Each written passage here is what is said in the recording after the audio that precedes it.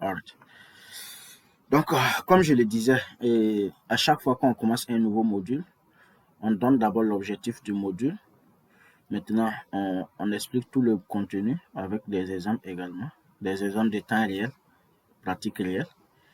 Maintenant, une fois fini le module, on fait un résumé du module. Et maintenant, vous comparez votre compréhension avec l'objectif pour voir si l'objectif est atteint. Vous devrez toujours atteindre l'objectif. C'est-à-dire quoi? À la fin du module 1, vous devrez être à mesure de comprendre tout ce qui est listé ici. C'est-à-dire quoi? Expliquer comment. Attendez, je vais écrire là.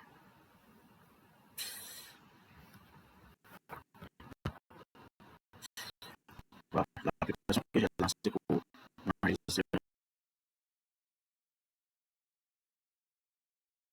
un instant. Que ça voilà, ok, c'est bien. Maintenant, c'est stabilisé. Donc, vous voyez là, expliquer. Nous avons le premier point qui est là. Expliquer comment les réseaux ont un impact sur notre vie quotidienne. Expliquer comment les périphéries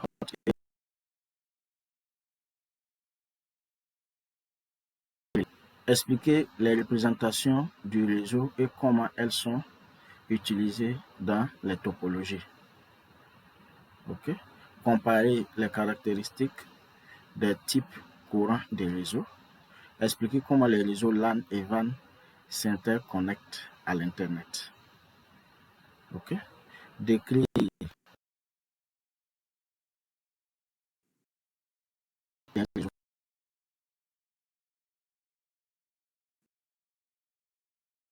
comment les tendances telles que Bring Your Home Device, la collaboration en ligne, la vidéo et le cloud computing changent la façon dont nous interagissons.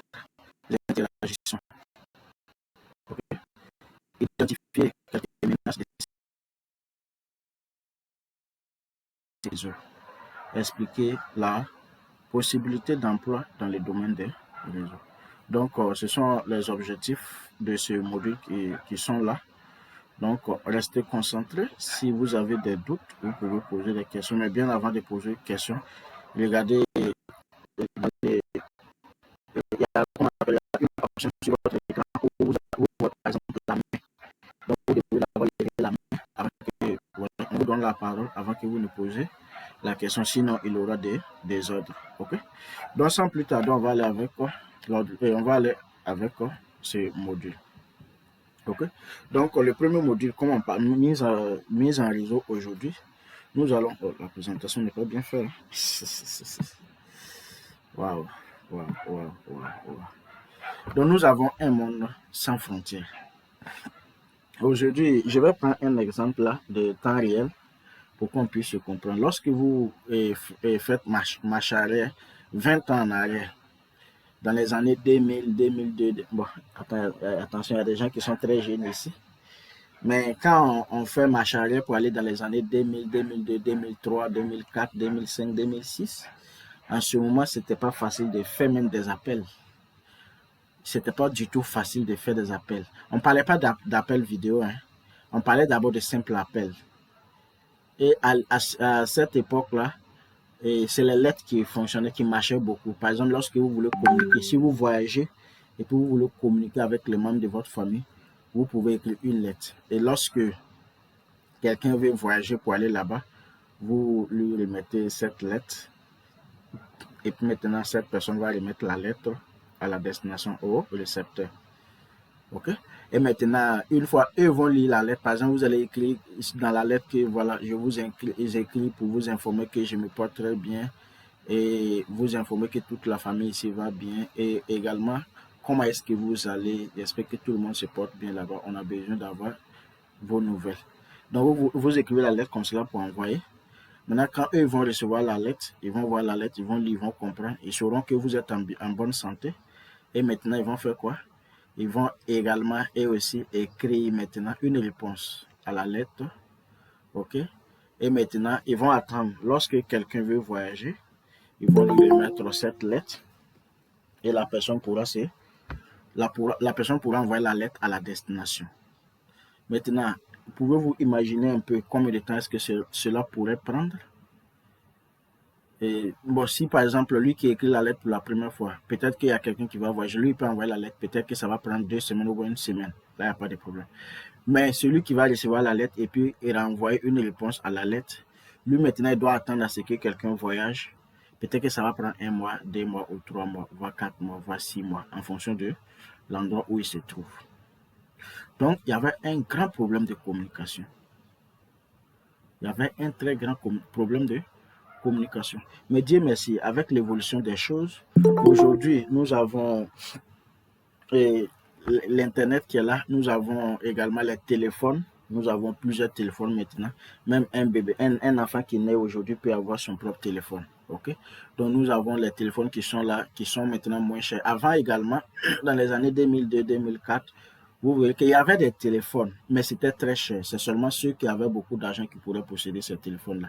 Et également, pour faire des appels, il fallait vraiment dépenser beaucoup d'argent. Moi, je me souviens bien, quand mon papa faisait des appels comme cela, il pouvait me transférer 20 000, transférer 30 000 pour faire appel.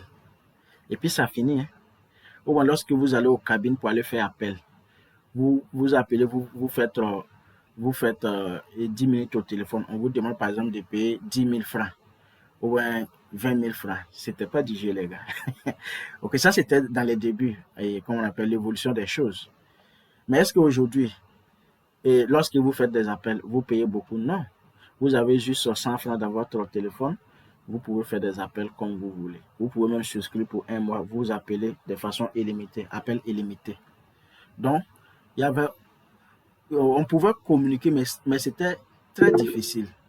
C'était très difficile de communiquer. Mais grâce au réseau aujourd'hui, vous voyez un monde sans frontières. Pouvez-vous imaginer 20 ans en arrière? Est-ce que vous, même dans votre rêve, moi je ne vais pas prendre 20 ans, je vais plutôt prendre 30 ans en arrière. Même dans votre rêve, si vous voyez, est-ce que vous pouvez vous imaginer faire un appel, un appel comme ça et puis voir quelqu'un dans le téléphone? Mais ça, c'était pas possible. Ouais, c'était pas possible. On ne pouvait même pas s'imaginer à ça. Mais Dieu merci, avec l'évolution des choses, vous voyez que maintenant, tout ça, c'est devenu très facile. Et aujourd'hui, voilà que nous sommes connectés là. Il y a des étudiants de différents pays qui se sont inscrits pour cette formation. Par exemple, ceux qui se sont inscrits, il y a Burkina Faso, il y a Côte d'Ivoire, il y a Mali, il y a Togo, il y a Congo-Brazzaville. Ok, aujourd'hui, il y a quelqu'un qui s'inscrit de la Côte d'Ivoire. Donc, vous voyez, tous ces pays-là, et puis il y a d'autres étudiants encore qui vont s'inscrire, il y a d'autres qui se connaissent de Burundi, Cameroun, ok, et Sénégal, Mali, il y a déjà plusieurs étudiants de Mali qui sont là. Donc, vous voyez, nous connectons de différents pays. OK? Nous nous connectons. La précédente vague, il y a d'autres qui se connectaient des États-Unis. Vous voyez, nous nous connectons de différents pays et puis différents continents. Mais qu'est-ce qui facilite tout ça? C'est grâce au réseau. Grâce au réseau aujourd'hui, nous avons quoi? Un monde sans frontières. Une communauté mondiale. Skillgate est en train de former une communauté mondiale. Lorsque vous prenez nos groupes, nous avons des dizaines de groupes WhatsApp. Lorsque vous prenez nos groupes, vous allez voir des communautés de différents pays. Ok? Lorsque vous prenez, on a un de nos groupes là, lorsque vous prenez le groupe, il y a au moins 20 différents numéros de pays, c'est-à-dire 20 différents codes. Il y a au moins des étudiants de 20 différents pays qui sont dans le groupe. Ok? Donc, c'est les réseaux qui facilitent tout ça. Les réseaux ici aujourd'hui nous facilitent une communauté mondiale et puis un réseau humain. Nous sommes en train de former un réseau humain comme cela. Parce que, voyez-vous, nous n'allons pas nous arrêter là. Ce que nous sommes en train de faire, ce n'est pas quelque chose qui s'arrête là. Aujourd'hui, vous êtes en train d'apprendre les réseaux avec nous. Vous êtes en train d'apprendre les réseaux avec nous. Et nous ne comptons pas seulement vous donner la formation en réseau, non. Et puis nous, ce que nous intéresse ici, c'est même pas l'argent que vous payez pour apprendre les réseaux. Attention. Non, nous voulons vous impacter. Nous voulons que, à la fin de cette formation, vous soyez des professionnels. Vous soyez libres. C'est-à-dire, vous vous retrouvez, vous soyez vraiment confident.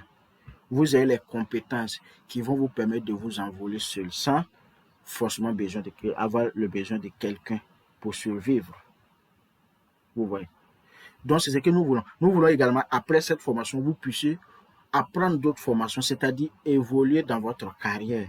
Parce que, comme je le disais, Au jour d'aujourd'hui, les analphabètes sont ces personnes-là qui ne sont pas à mesure de désapprendre et puis réapprendre vite. Si à l'heure là, vous avez des connaissances qui ne datent pas des dernières années, ça veut dire tout simplement que vous n'êtes pas à jour, que vous devrez faire beaucoup d'efforts pour pouvoir vraiment vous mettre à jour. Parce que ceux qui réussissent à notre époque là sont des gens qui ont les connaissances qui datent des 2 dernières années. Lorsque vous vous posez la question, les connaissances que vous avez datent de quelle année et puis quelle année? Ça doit dater des 2 dernières années. Si ça ne date pas des 2 dernières années, ça veut dire que vous n'êtes pas à jour. Parce que la technologie évolue et il y a beaucoup de changements. En 2 ans, il y a beaucoup de changements qui s'opèrent. OK? Donc, nous avons un monde sans frontières, une communauté mondiale, un réseau humain. OK? Aujourd'hui, si vous finissez cette formation et puis vous avez un bon job, vous n'allez pas nous oublier. Et puis encore, vous pouvez nous représenter dans certains pays. C'est ce que nous souhaitons d'ailleurs. Parce que nous voulons être présents partout. Nous voulons être présents partout. Donc, nous sommes en train de former un réseau humain. Nous aurons nos représentants. On a déjà des représentants dans certains pays, mais dans d'autres pays, on n'a pas encore des représentants. Donc, nous voulons constituer ce réseau humain-là. OK? Donc, nous avons plusieurs types de réseaux également. Vous pouvez voir sur l'image qui est là, vous voyez que le monde entier est interconnecté. Maintenant, nous avons, par exemple, le réseau routier, le réseau aérien, le réseau, voilà, la voie ferrée, les réseaux informatiques. OK? Donc, tout ça, c'est différents types de réseaux, mais nous sommes là pour parler des réseaux informatiques. Nous n'allons pas parler des réseaux aériens. Les réseaux aériens, c'est tout simplement les réseaux voilà, c'est tout simplement la voie aérienne, c'est-à-dire lorsque vous vous déplacez avec les avions, en avion, ça, c'est les réseaux aériens. OK?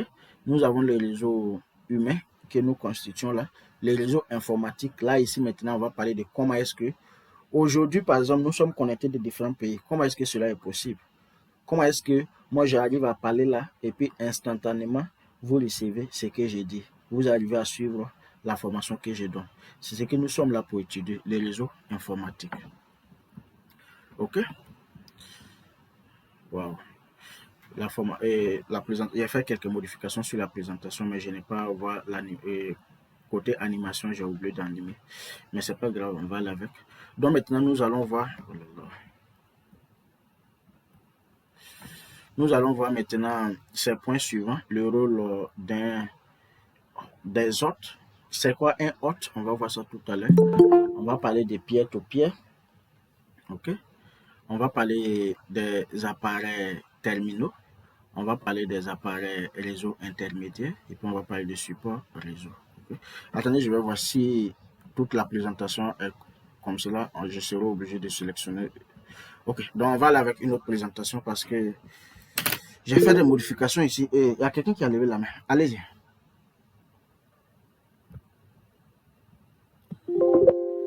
J'ai fait des modifications sur cette présentation-là, mais c'est pas bien fait, donc je vais prendre une autre présentation. Il y a quelqu'un qui a levé la main, qui est en train de lever la main. Allez-y. Vous avez des doutes?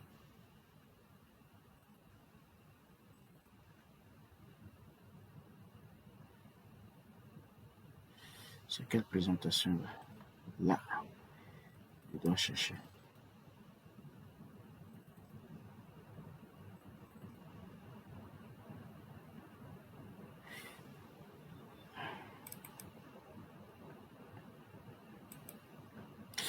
Oh là là, je ne trouve pas ça.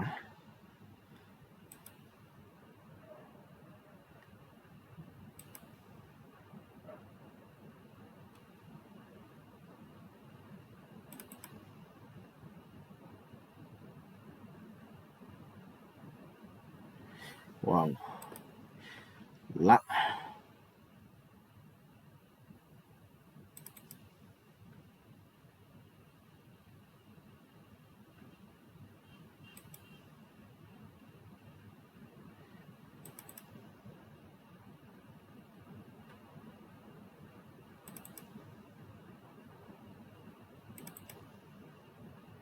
Non.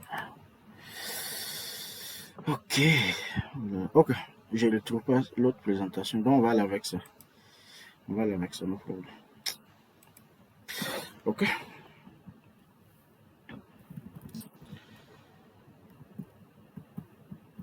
Donc, je vais revoir ça demain pour ne pas que cela arrive. OK? Donc, on va parler maintenant des composants du réseau, en fait. On va parler ici des composants du réseau. OK? Et composants du réseau ici, c'est que ce dont nous allons discuter ici, c'est tout ce que le réseau regroupe. Lorsque vous prenez un réseau, par exemple, nous sommes en train de communiquer maintenant. Quels sont les composants qui établissent cette communication? Moi, je suis en train d'utiliser, par exemple, mon ordinateur. Vous utilisez vos ordinateurs. Moi, je suis connecté à un réseau sans fil, un routeur sans fil. Peut-être que vous êtes connecté à un commutateur ou bien un routeur sans fil également. OK? Et maintenant, comment est-ce qu'on appelle ces appareils? Maintenant, si vous êtes connecté à un commutateur, peut-être que vous utilisez un câble réseau, un câble Internet. Tous ces composants-là, c'est ce que nous allons voir ici. Comment est-ce que le réseau est constitué? Quels sont les composants réseau? OK?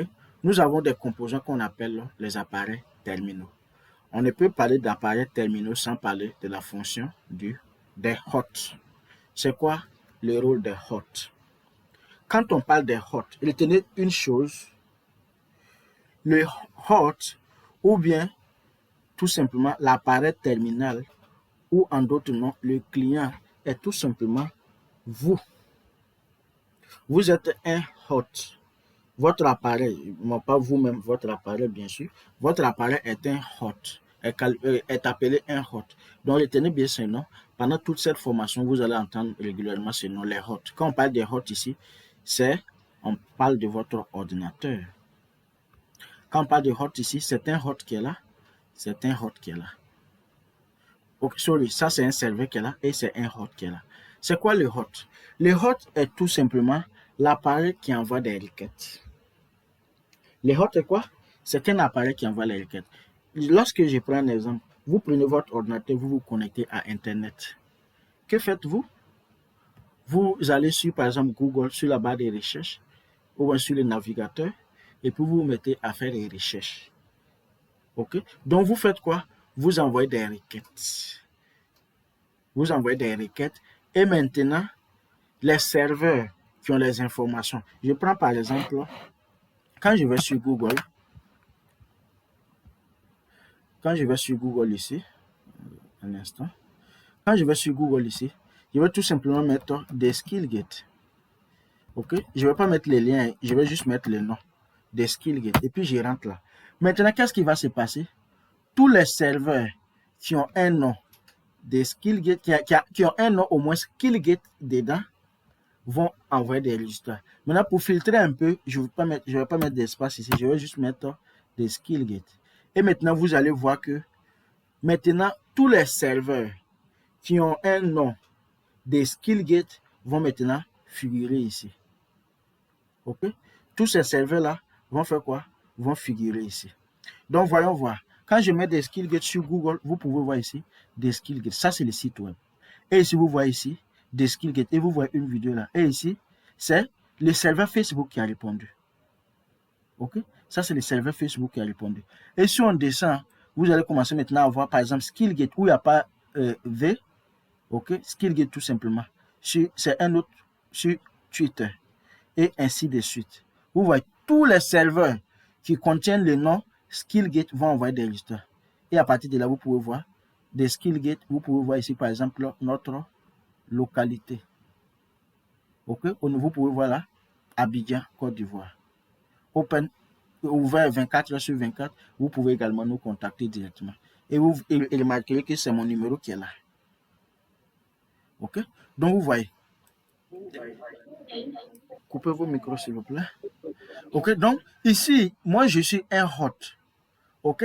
Et qu'est-ce que je fais là? J'envoie des requêtes. Et maintenant, les serveurs qui ont ce nom-là, qui ont les informations concernant mes recherches, vont répondre. Quand je clique là maintenant, vous allez voir que je vais ouvrir maintenant les sites.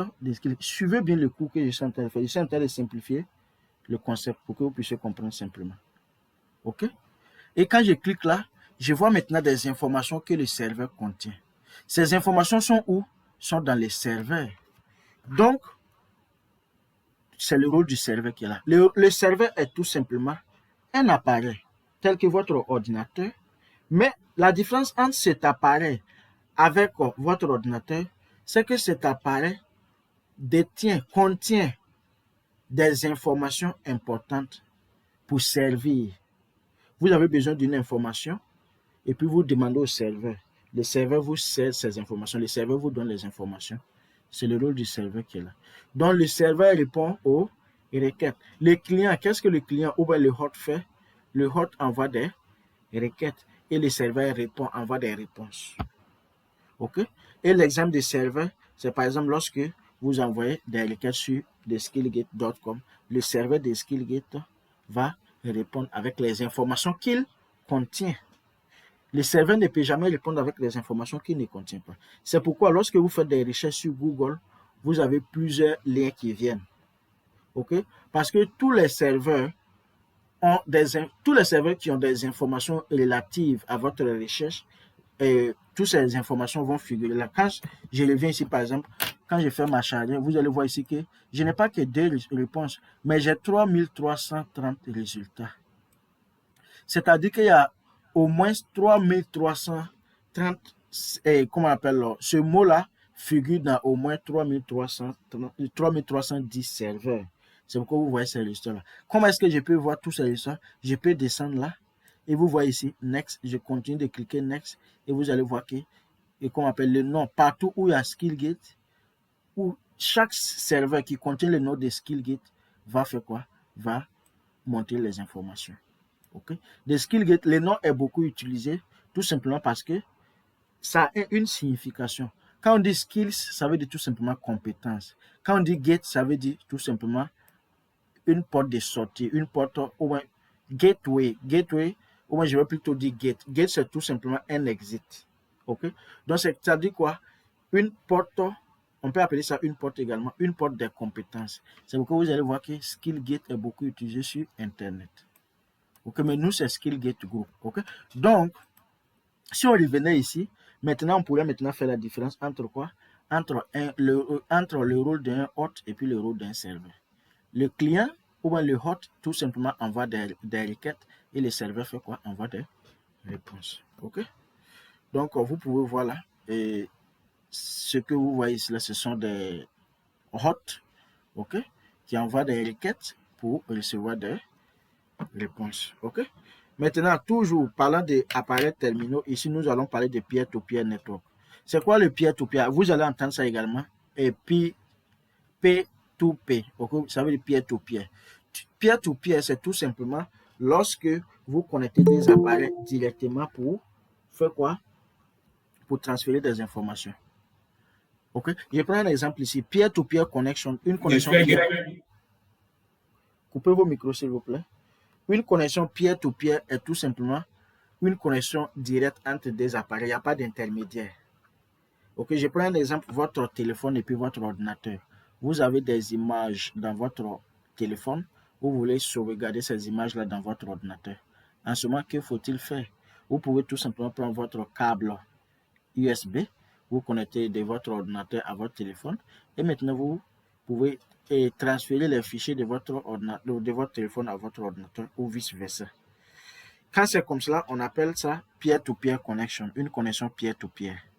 Okay? En d'autres termes, on appelle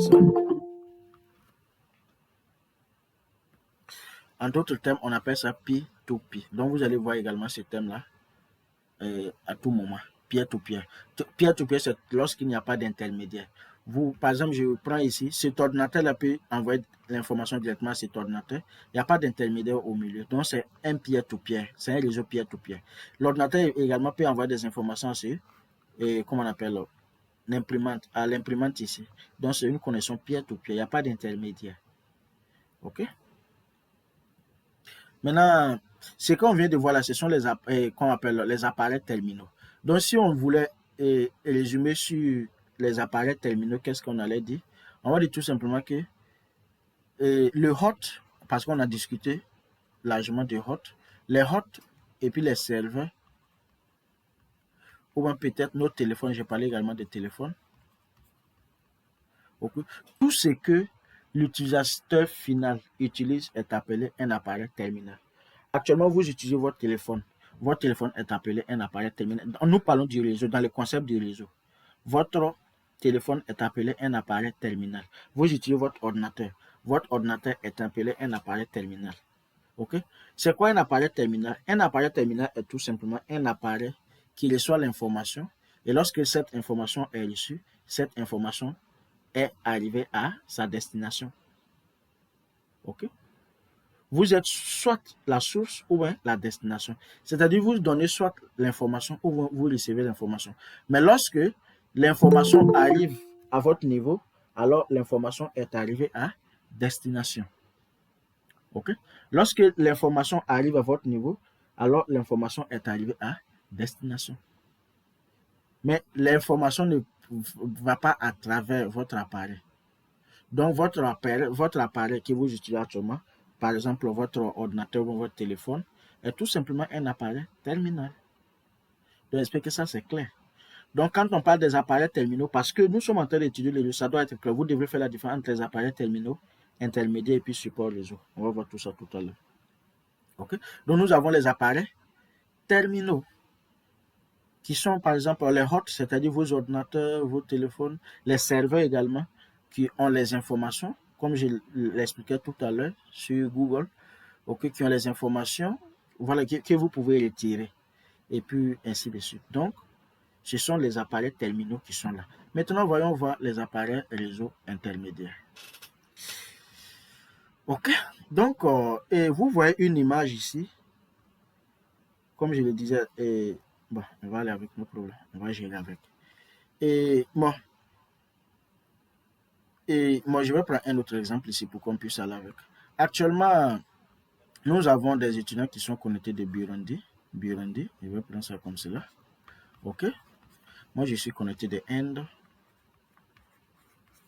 Ok. Il y a M. Stéphane qui est connecté de Burkina Faso.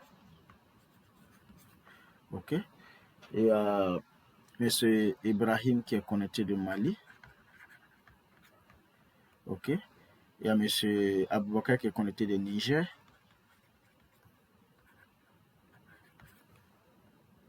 Ok. Ainsi de suite. Il y a également les étudiants qui sont connectés de la Côte d'Ivoire. Ok. Et maintenant, nous sommes connectés là et nous suivons le cours en ligne. Maintenant, la question que je me pose, comment est-ce que cela est possible?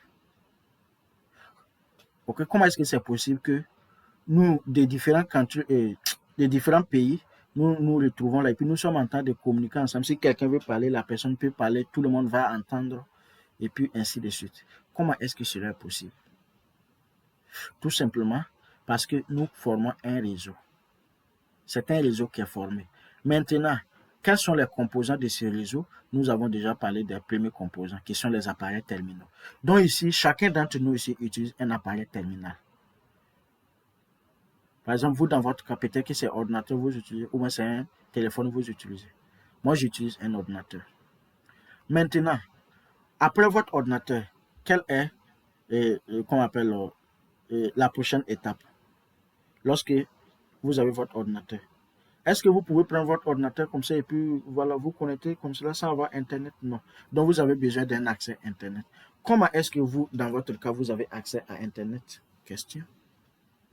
Peut-être que vous avez accès à Internet à partir d'un réseau Wi-Fi, un réseau sans fil. Moi, personnellement, j'utilise un réseau sans fil, un routeur.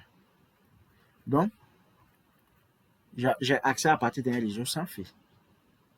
Peut-être que M. Aboubakar est connecté à un réseau fil, c'est-à-dire un commutateur. Donc, il utilise ici un câble qui est là. Ok, ici également un réseau fil. Ok, ici un réseau sans fil. Maintenant, après ces réseaux sans fil, qu'est-ce qui se passe? Est-ce que les réseaux sans fil s'est retrouvé là seul comme cela? Non. Lorsque vous aviez besoin de l'Internet, vous aviez contacté quelqu'un, un fournisseur d'Internet, et qu'est-ce qu'ils ont fait? Ils ont envoyé une ligne de connexion dans les environnements, c'est-à-dire dans votre quartier peut-être, ou bien c'est tout, peut-être qu'ils avaient déjà envoyé cette ligne de connexion-là.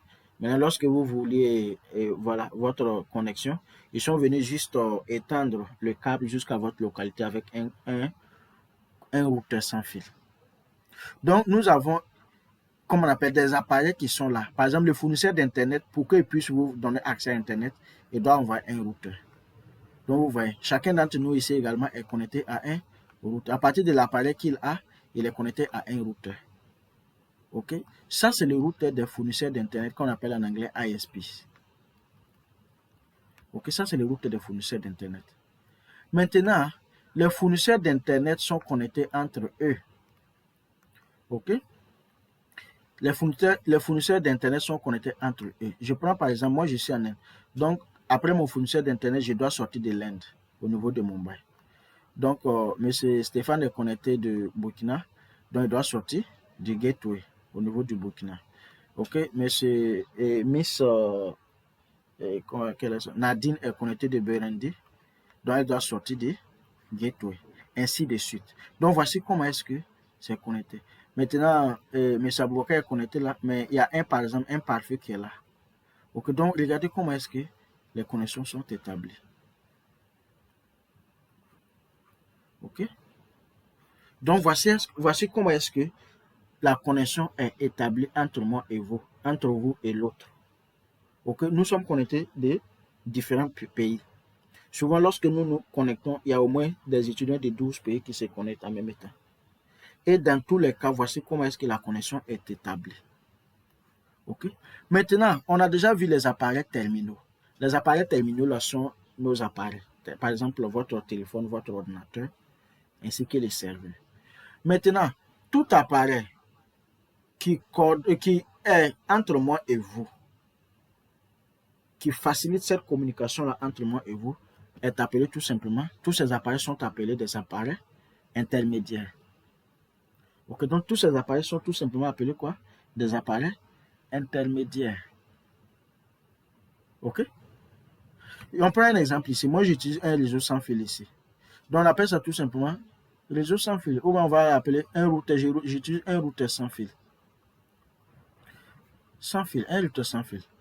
Ok? Mais ça vous utilise un commutateur. Ok? Et nous avons également un pare-feu. Un pare-feu. Également, nous avons le routeur qui est là. Je continue de lister ici. Le routeur qui est là. Ainsi de suite. Tous ces appareils-là sont appelés tout simplement des appareils intermédiaires. Quels sont les appareils intermédiaires du réseau? C'est tout simplement les appareils qui coordonnent, qui collaborent pour faire quoi? Pour passer notre information, pour faciliter la communication. Les appareils intermédiaires, c'est-à-dire entre moi et vous. Une fois l'information sort, parce que moi je parle, ok, donc l'information est envoyée à travers l'air. Ok? Et maintenant, cette information-là doit sortir, aller au niveau du routeur.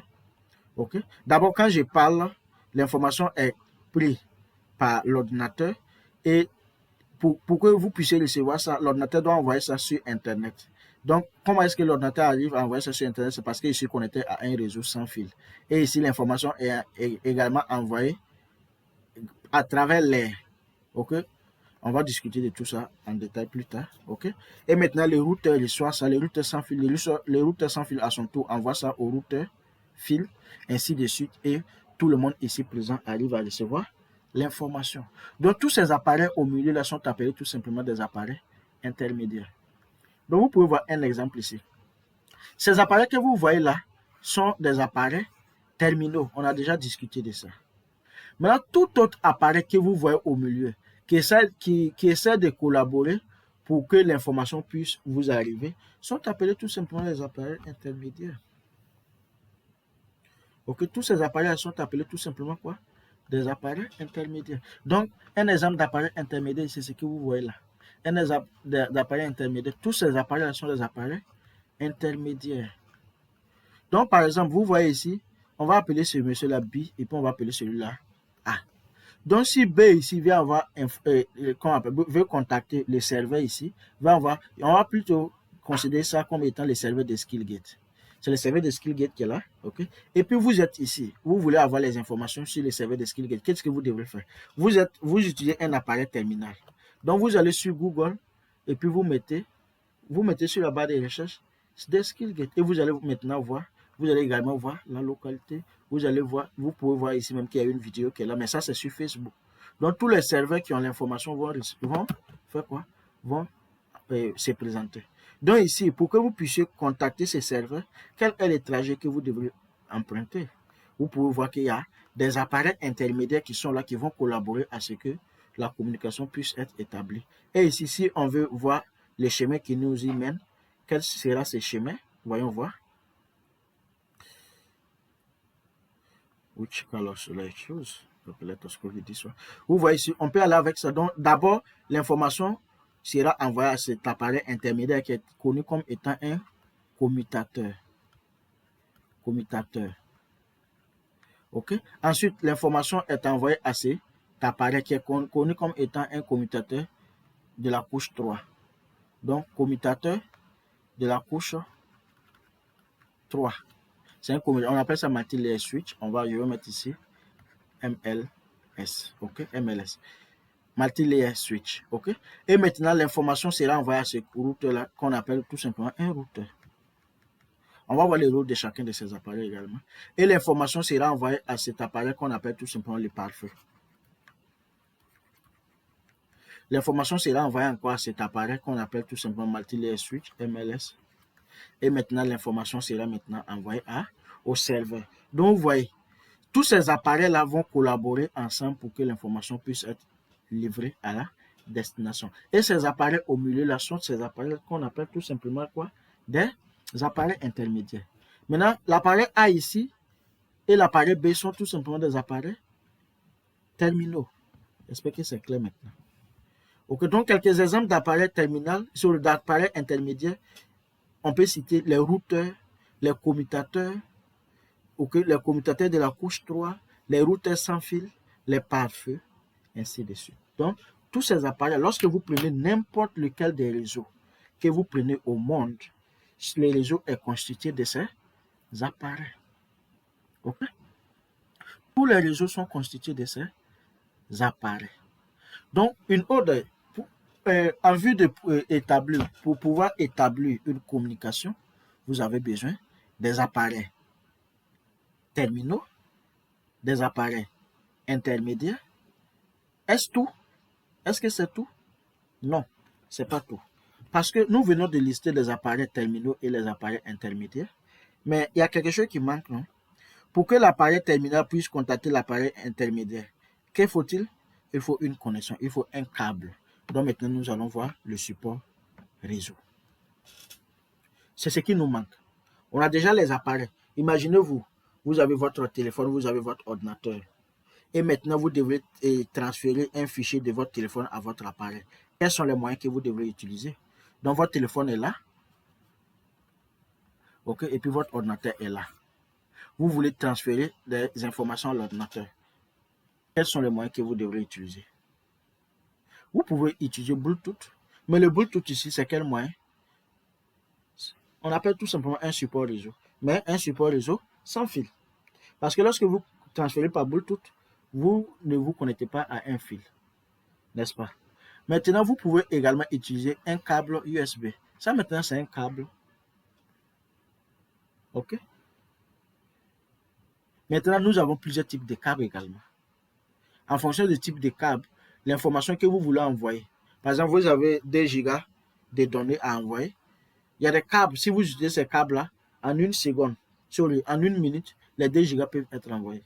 Il y a des types de câbles. Lorsque vous utilisez ce type de câble-là, ça doit prendre au minimum 10 minutes, 20 minutes, 30 minutes, 1 heure, ainsi de suite. Donc, ça dépend. Nous allons voir également en détail les différents types de câbles qu'il faut utiliser. Et chacun de ces câbles également a un prix. OK? Donc, le support réseau est tout simplement ce qui va maintenant nous permettre de transporter l'information jusqu'à la destination. Parce que nous avons les appareils qui sont là, oui.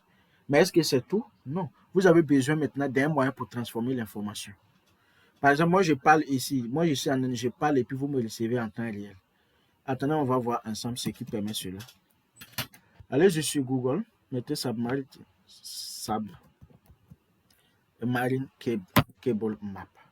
Voilà comment est-ce que le monde entier est interconnecté. Sans le support réseau, il n'y a pas de communication. Ok? Donc, pour pouvoir communiquer, voici comment est-ce que le monde entier est connecté. Sans cette connexion-là, vous ne pourrez me recevoir en temps réel. Et maintenant, c'est quel type de connexion vous voyez là? Ce que vous voyez là sont des câbles, sont des fibres optiques qui ont la capacité d'envoyer jusqu'à 100 gigas par seconde. Ces fibres optiques que vous voyez là ont la capacité d'envoyer de jusqu'à 100 gigas par seconde. C'est-à-dire la vitesse, on dit vitesse ou la rapidité, je ne sais pas comment, en anglais on dit the speed.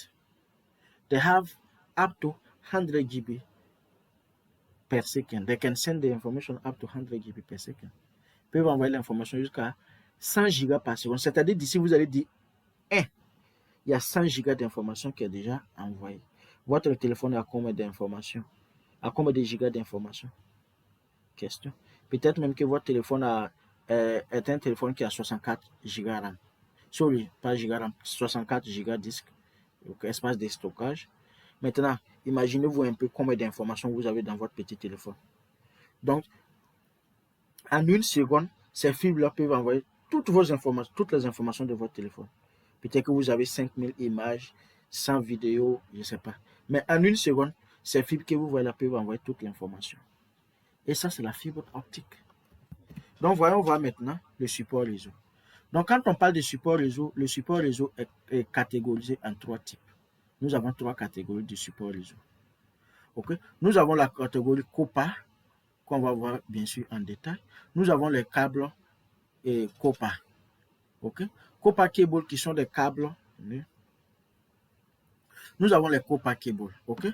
Les COPA cable, c'est un type de câble, c'est un fil métallique.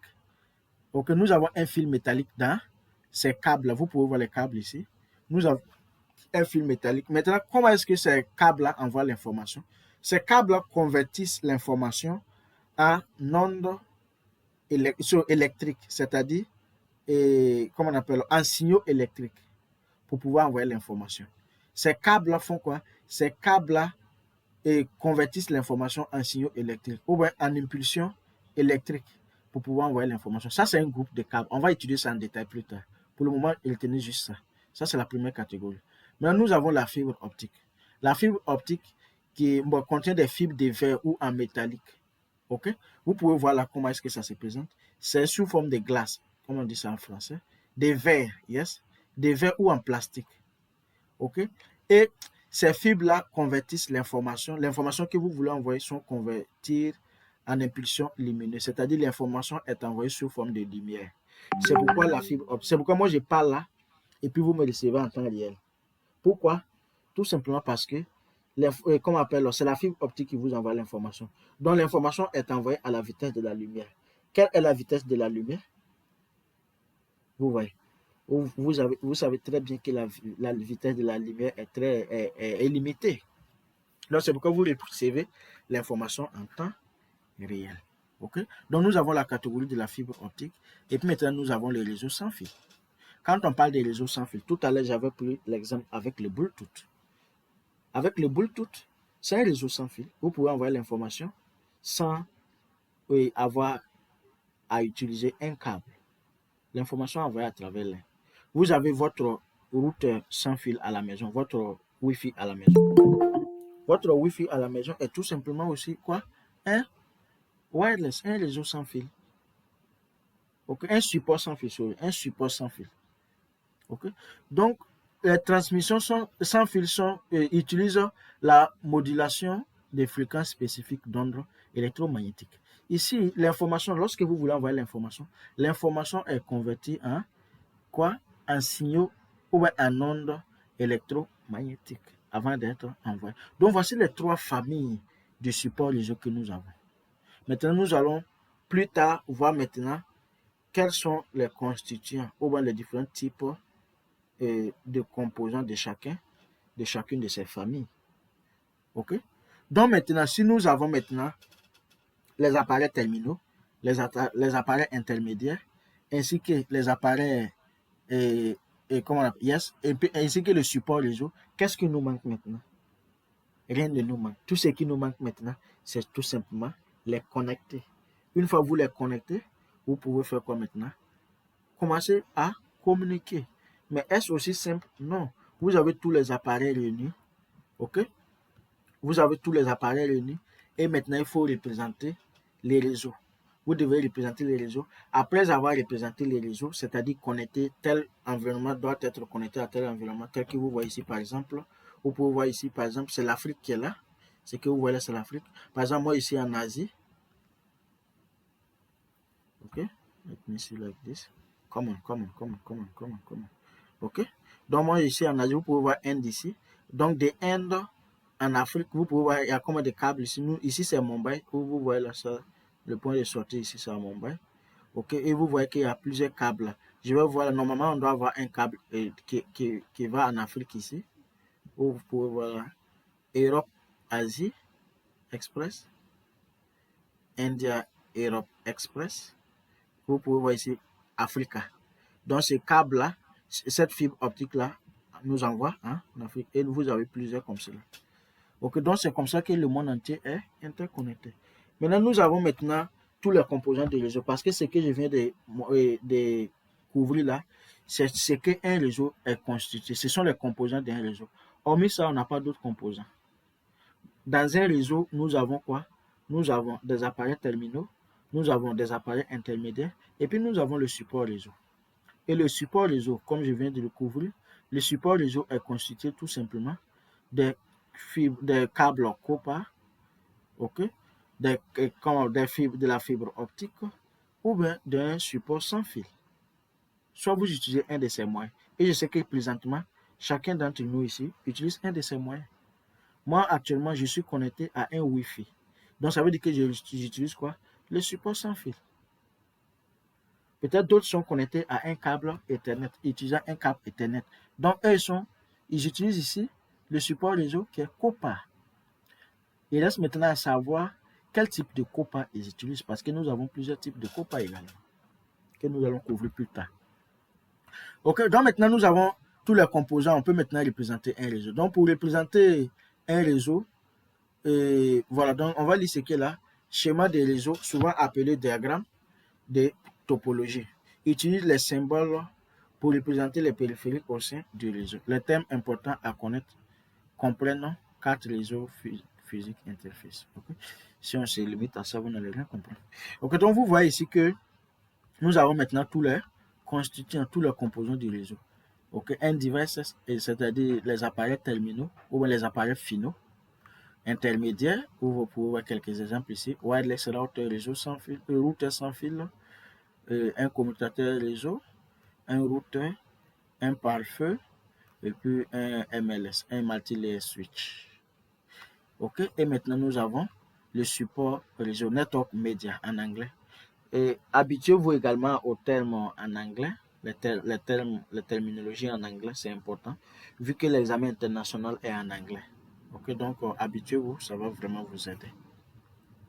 Ok, donc nous avons network medias, et puis vous pouvez voir là, nous avons les réseaux sans fil, ok, nous avons les réseaux à câble, copper câble, et puis nous avons la fibre optique.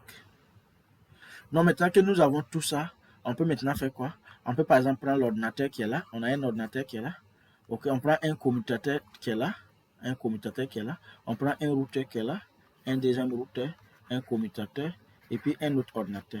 Et puis on les connecte avec les câbles. Par exemple, entre l'ordinateur et ce commutateur, on va connecter un câble copper. Entre le commutateur et l'ordinateur, on va connecter également un câble copper. Un câble copper. Et puis entre les deux routeurs, on va connecter quoi? La fibre optique. Parce qu'il y a une grande distance là. Peut-être qu'il y a comme 5 km entre ces deux routeurs là. Donc on va connecter la fibre optique pour que la lumière et l'information puisse être envoyée à la vitesse de la lumière. Et puis ici, copper. Donc voilà comment est-ce qu'on constitue un réseau. C'est comme ça que le réseau mondial est constitué. Retenez une chose, pas de connexion, pas de réseau. Ça c'est clair. Lorsqu'il n'y a pas de connexion, il n'y a pas de réseau. D'abord, même si on veut définir les réseaux, c'est quoi les réseaux? Si on veut définir les réseaux. Le réseau est tout simplement quoi? La connexion entre deux ou plusieurs appareils pour communiquer. C'est la définition du réseau qu'il y a, il n'y a rien d'autre. Même si vous définissez même si vous donnez une définition de 2 pages, 3 pages, 10 pages, ça va résumer ce qu'il vient de dire là.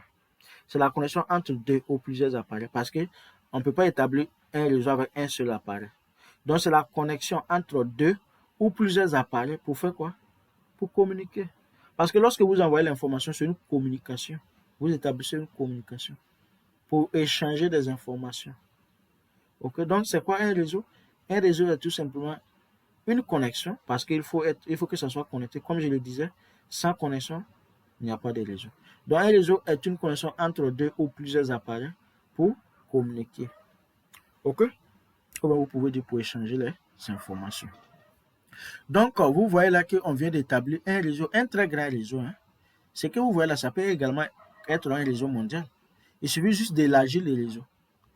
Ok, il suffit d'élargir les réseaux pour étendre ça à des grandes villes, à des pays, au continent. Et ça devient l'Internet. Ok? Maintenant, avec les composants de réseau que vous voyez là, il y a quelques, comment on appelle, termes importants que vous devrez connaître. C'est que c'est ce qu'on appelle NIC. C'est quoi NIC? NIC veut dire tout simplement Network Interface Card. Ok, ça veut dire la carte réseau en un mot. Donc, on va sur Google et puis lorsque vous mettez ici Network, j'espère que ça c'est clair avec tout le monde. Hein. C'est la connexion mondiale que vous voyez là. C'est comme ça que le monde entier est connecté en fait. C'est comme on appelle les mappages internationaux, vous voyez là, de la globe terrestre. On dit la globe ou on dit le globe terrestre, je ne sais même plus. Nous, il y a longtemps, on ne parle plus français. Français est trop compliqué, les gars. Si c'est anglais là, vous n'avez pas tous ces problèmes. Je ne sais pas pourquoi les gens ne parlent pas anglais. L'anglais est tellement facile, non? Vous n'avez pas tous ces problèmes. Histoire de là, le win, un là. Nous, on n'est pas dedans. Nous, en anglais, on dit et quand c'est win ou un. On dit the lorsque c'est les ou là.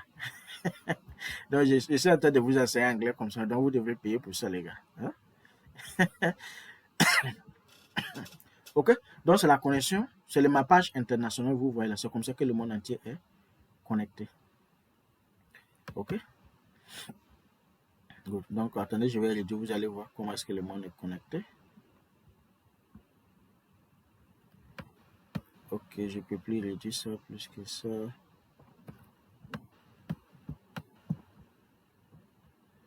OK, donc j'espère que vous voyez bien. Donc, c'est comme cela. OK? C'est la connexion mondiale. Donc, vous voyez ici, là, le monde entier est comme un ballon, comme on le dit. OK? Comme un ballon. Donc, vous voyez que ici, nous avons l'Afrique qui est là. OK? Et puis, vous voyez l'Inde ici, par exemple. Quand on vient ici, vous voyez que la même chose se répète ici. Parce que c'est comme ballon, en fait. Lorsque vous faites le tour, vous tombez sur les mêmes choses. OK? Donc, on va continuer. C'est pas la géographie. C'est pas un cours de géographie. OK? Donc, OK, je voulais montrer l'image de NIC. Lorsque vous entendez NIC, tout appareil qui se connecte à un réseau, à une carte réseau qu'on appelle NIC. Network Interface Card.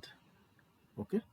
Et voici la carte. Maintenant, on peut avoir plusieurs types de cartes. Ça va dépendre du type de réseau parce que nous avons le réseau de stockage, nous avons le réseau, comment on appelle, des données. Nous avons plusieurs types de réseaux. OK? NIC.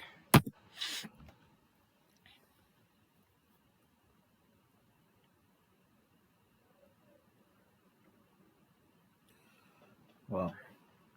OK, là, on va là, dans image. Et c'est la carte qui est là.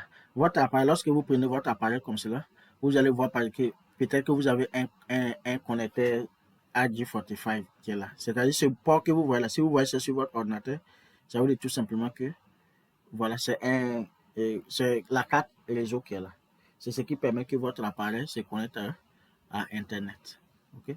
Maintenant, avec la sophistication des appareils aujourd'hui, il y a des appareils, il y a des ordinateurs taille fine façon. Il y a des ordinateurs taille fine façon qui sortent là, très bien taillés et puis très petits façon, là, bien sophistiqués. Donc, ces ports-là ne sont pas intégrés dans ces ordinateurs. Ces ordinateurs viennent avec des ports normaux, tels que les ports USB.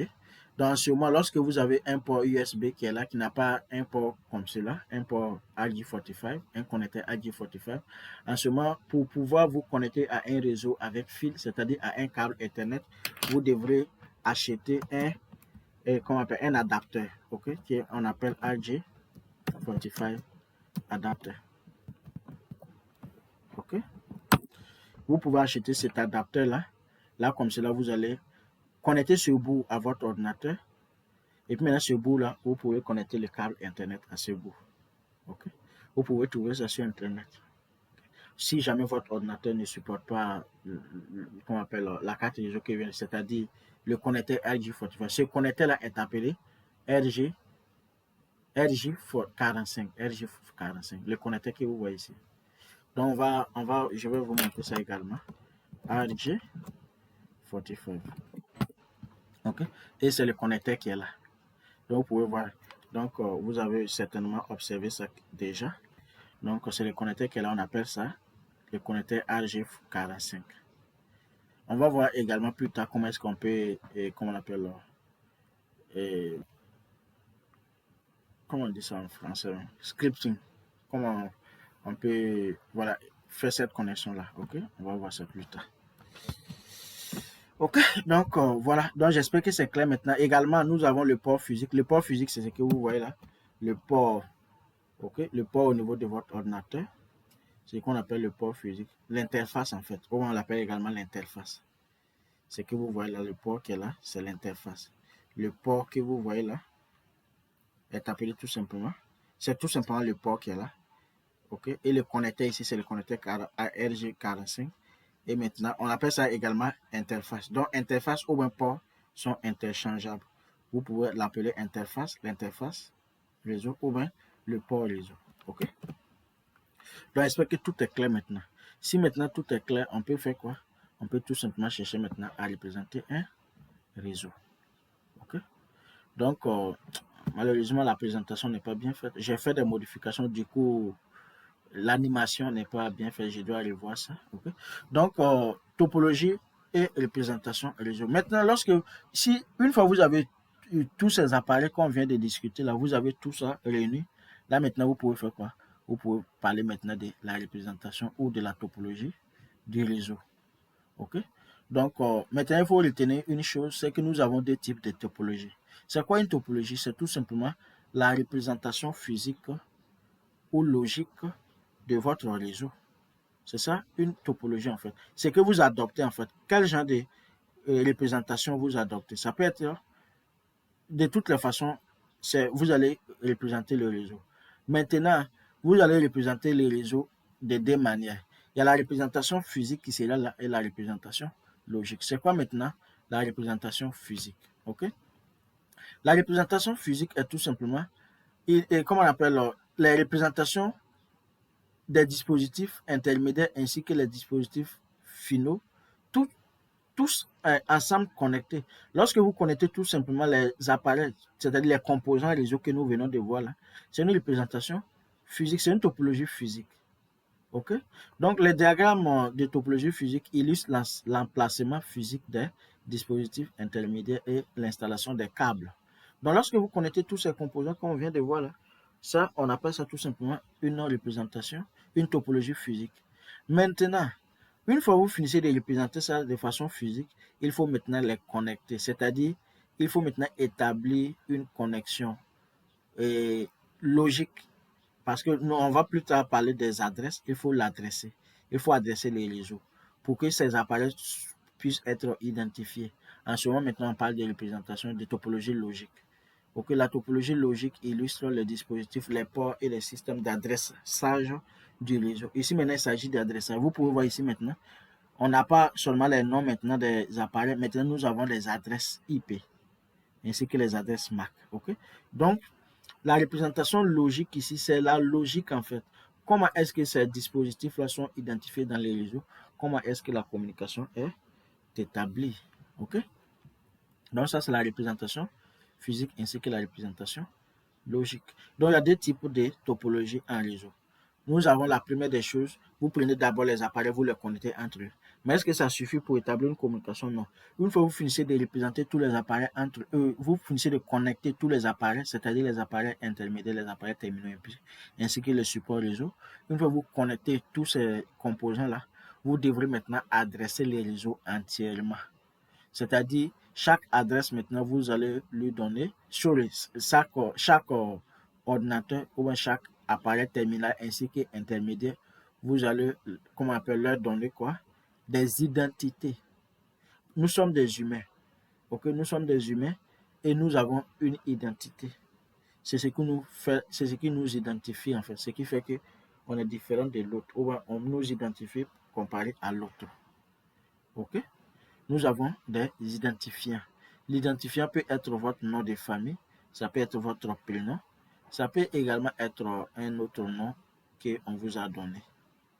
Ok, mais dans les réseaux ici, nous allons parler de deux types d'adresses. Vous pouvez voir les systèmes d'adressage.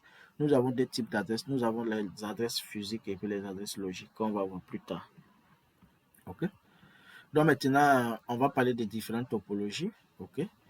Et comme on le disait tout à l'heure, il y a deux types de topologie, la topologie physique et puis la topologie logique. Maintenant, ils ne sont pas séparés. Vous représentez la topologie. Maintenant, vous appliquez les systèmes d'adressage. Ça, maintenant, c'est la topologie logique. Une fois que vous n'avez pas encore appliqué les systèmes d'adressage, en ce moment, on l'appelle toujours la topologie physique. Les systèmes d'adressage ici, c'est la logique des choses en fait. Comment est-ce que tel appareil arrive à envoyer information à tel appareil? Quelle est l'identité de tel appareil? Ça, c'est la topologie logique. Okay? Donc, vous pouvez voir ici, nous avons plusieurs types de topologies. Nous avons les topologies qu'on appelle les topologies en bus. C'est quoi la topologie en bus? La topologie en bus est tout simplement une topologie où, par exemple, vous avez une connexion. Vous pouvez voir, voici un exemple ici. La topologie en bus est une topologie où, par exemple, et je prends un exemple, vous avez un bâtiment par exemple de 5 étages. Okay? Au niveau du premier étage, nous avons 10 appareils qui sont là. Second étage, nous avons 5, troisième étage, 4, 5, quatrième étage, 5, cinquième étage, 4 par exemple. Maintenant, qu'est-ce que vous décidez de faire? Vous décidez de prendre un câble, votre câble est connecté à votre routeur là. Maintenant, ce câble-là, vous le passez du premier étage jusqu'au cinquième étage. Maintenant, tous les appareils qui sont là, vous allez établir une connexion de ces appareils sur le câble, le seul câble que vous avez. Ok? Donc, tous ces appareils-là seront connectés sur le câble. On appelle ça tout simplement la topologie en bus. Il y a un câble qui est là et maintenant tous les appareils sont connectés à ce câble. Donc, ici, bon, vous pouvez voir que nous avons les avantages et puis les inconvénients. Imaginez un instant, nous avons ce câble qui est là, l'ordinateur est connecté ici. Ok. Maintenant, vous, ici c'est B, A, B. Ok. Imaginez qu'il y a un problème au niveau du câble ici. Qu'est-ce qui va se passer s'il y a un problème au niveau du câble ici? Le réseau maintenant est segmenté en deux réseaux. Nous nous retrouvons maintenant avec deux différents réseaux. Ok. Nous avons le réseau du côté A et puis le réseau du côté B. Maintenant, les avantages ici, c'est que, par exemple, l'ordinateur 1 et 2 ici vont continuer à communiquer sans problème. 3 et 4 ici également pourront continuer à communiquer. Mais l'inconvénient ici, c'est qu'il ne peut plus avoir communication entre partie A et puis partie B. Parce qu'il y a quoi? Il y a une défaillance ici. Il y a, comment on appelle, il y a un problème ici. Ok, le câble ici a eu un problème. Ok. Donc, c'est la topologie en bus qui est là. Nous avons également une autre type de topologie qu'on appelle la topologie en étoile. Comme vous pouvez l'entendre par le nom étoile. C'est quoi l'étoile? Yeah, moi aussi, c'est bon. Ah ouais. Ok, dans la topologie en étoile, c'est tout simplement là où les appareils sont connectés à une source. C'est-à-dire, vous avez, non, je vais représenter ça plutôt avec un commutateur. Vous avez un commutateur, par exemple, de 24 ports qui est là. Ok, et maintenant, vous avez des ordinateurs. Tous ces ordinateurs-là sont connectés au commutateur. Ok, tous ces appareils sont connectés au commutateur. Donc, dans un tel cas, nous parlons de topologie en étoile.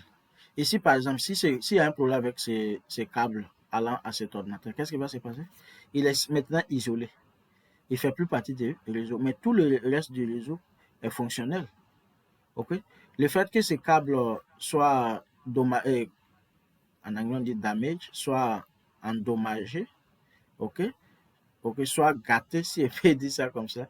Au moins, s'il y a un problème avec ces câbles, ça ne va pas affecter le reste du réseau. Le reste du réseau va continuer à fonctionner correctement. Dans la plupart des entreprises, vous allez retrouver cette topologie-là parce que nous utilisons les commutateurs. C'est quoi un commutateur? On va discuter de ça plus tard. Le moment viendra. Tout ce que je prononce ici sera couvert de A à Z. Si je te donne une nouvelle terminologie ou un nom qui vous semble bizarre, vous n'avez pas à vous inquiéter. Aujourd'hui, c'est notre première séance.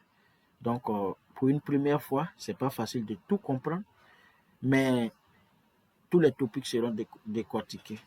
OK? On va couvrir tous les topics. OK, donc, vous pouvez voir là, s'il y a un problème avec ce câble ici, c'est seulement cet ordinateur qui est isolé maintenant du réseau. Sinon, tout le reste du réseau est fonctionnel. Maintenant, nous avons la topologie en anneau.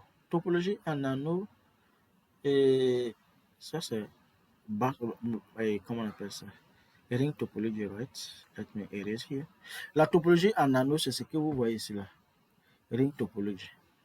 OK? Ring topology, c'est tout simplement, ça c'est utilisé dans l'ancien réseau. Au jour d'aujourd'hui, on n'utilise plus ça beaucoup.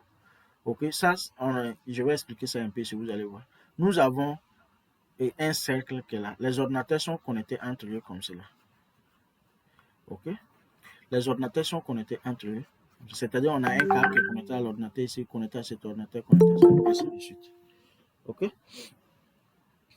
Donc, voici comment est-ce que les ordinateurs sont connectés. Maintenant, parce que dans l'ancien réseau, nous avions un concept qu'on appelle, nous avons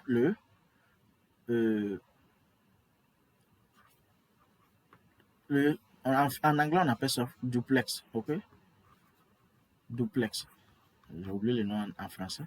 Il y a, comment on appelle, lorsque vous établissez une communication, la communication peut être en, comment on appelle, duplex intégral ou un duplex semi-duplex. OK? Maintenant, dans l'ancien réseau Ethernet, le duplex intégral n'était pas supporté d'abord. Donc, nous avions seulement le duplex, le semi-duplex. C'est-à-dire quoi ici? Lorsque un appareil veut envoyer une information, les autres appareils ne doivent pas envoyer en ce moment. Parce qu'à la fois, c'est un appareil qui peut envoyer. Les autres appareils ne peuvent pas envoyer. Parce que si, par exemple, moi je suis ici, je suis en train d'envoyer une information ici, vous êtes censé recevoir l'information. Au moment que j'envoie, lorsque la communication est en mode semi-duplex, en ce moment, si moi j'envoie, vous ne devez pas envoyer. Parce que si vous envoyez, qu'est-ce qui va se passer? Les informations vont se croiser là et il aura une corruption. Il aura quoi? Une annulation d'envoi. Donc l'information sera corrompue, sera, comment on appelle, annulée. Donc maintenant, ces deux appareils doivent attendre encore de façon aléatoire avant de reprendre l'envoi. Donc ça, c'est lorsque la communication est en mode semi-duplex.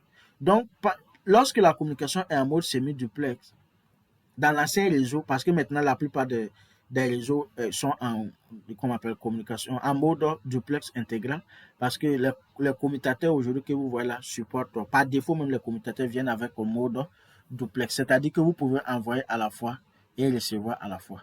Ça c'est plus intéressant, non? C'est comme par exemple lorsque vous appelez quelqu'un au téléphone, la communication ici est en mode duplex intégral, parce que lorsque cette personne parle, comment on appelle, vous pouvez parler également en même temps. Est-ce que si vous parlez, ça va annuler ce que la personne dit? C'est juste que vous n'allez pas vous entendre bien. Donc, vous devrez l'écouter d'abord. Une fois la personne finie, vous pouvez parler. Mais si vous parlez, ça ne va pas annuler ce que la personne dit. OK? Donc, vous pouvez recevoir et puis en même temps, envoyer. C'est ce qu'on appelle le mode de communication duplex. Semi-duplex ou duplex intégral. On va couvrir ça plus tard. Il y a un topic sur ça. Okay? C'était juste pour expliquer la topologie en anneau. La topologie en anneau ici, les appareils, si par exemple cet appareil vient envoyer l'information à cet appareil, l'appareil va sentir d'abord l'appareil va attendre. Nous avons un token ici qui est en train de se promener dans les réseaux. Donc, l'ordinateur, l'appareil qui va envoyer l'information va capturer ce token-là. Si par exemple cet appareil D va envoyer l'information, lorsque le token va arriver ici, l'ordinateur D va les retenir. Là, comme cela, les autres ordinateurs ne pourront pas. L'ordinateur qui n'a pas de token, qui n'a pas le token ne pourra pas envoyer l'information. Donc, il doit attendre à ce que lui l'envoie. Une fois lui il a fini d'envoyer, il va relâcher le token. Mais le token va continuer à circuler. Donc, si lui là, il veut envoyer l'information, il va capter le token et puis lui aussi va envoyer.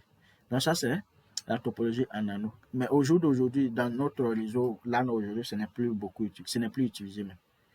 Maintenant, nous avons la topologie maillée. La topologie maillée, c'est la topologie la plus demandée, mais également la plus chère parce que dans la topologie maillée, si tous les appareils sont connectés entre eux, pourquoi je dis c'est la topologie la plus chère et puis la plus demandée, c'est que en tant que tout réseau plutôt, tout réseau doit être très redondant. Vous imaginez un instant, vous connaissez certainement Jumia. Ok, Jumia, vous connaissez Jumia. Imaginez un instant, c'est vous, votre entreprise, qui héberge les serveurs de Jumia. Les serveurs de Jumia sur lesquels les clients vont tous les jours, toutes les minutes acheter des articles. Imaginez-vous un instant que le serveur de Jumia n'est plus disponible pour 2 heures. Combien est-ce que l'entreprise Jumia va perdre? Et l'année passée, vous vous rappelez bien, Facebook a eu un problème pour environ 6 heures de temps, non? Ok, environ 6 heures de temps. Vous savez combien de milliards ils ont perdu? En espace de 6 heures de temps, ils ont perdu environ 4 milliards de dollars. Donc, les serveurs, ce n'est pas un amusement. Lorsque vous offrez un service, par exemple, je prends un exemple. Nous, hier, notre serveur Skillgate avait un souci. Le serveur Skillgate avait un souci et ça arrive très souvent. Donc, qu'est-ce que j'ai décidé aujourd'hui? Je les ai dit tout simplement où on a hébergé les serveurs, je les ai contactés. Et d'ici ça se répète une fois de plus, on vous quitte et puis je vais, comment on appelle, lancer une instance, un serveur sur cloud. Parce que moi, j'enseigne cloud, alors que mon serveur là, je ne mets pas ça sur cloud. Bon, quand il dit ne mets pas sur cloud, c'est-à-dire où j'enseigne. Par exemple, j'enseigne le cloud de AWS, alors que notre serveur n'est pas sur AWS. Donc, je lui ai dit, si ce problème se répète encore, nous, on va, comme on appelle, le lendemain directement, je lance une instance sur cloud et puis on va héberger les serveurs là-bas. Et c'est ce qu'on va faire. Parce que un serveur, c'est très important. Imaginez que le serveur n'est pas disponible et puis les gens veulent acheter des articles. Je reviens sur le cas de Jumia. Les gens veulent acheter des articles. Vous allez sur Google, vous mettez l'adresse et puis on vous dit quoi? Le site est inaccessible. Le site est inaccessible et inacceptable en réseau. Lorsque parce que vous êtes en train d'étudier ça, à la fin de cette formation, vous serez des administrateurs réseau. Vous aurez toute la connaissance pour administrer un réseau. Donc, vous ne devrez pas commettre l'erreur de faire quoi?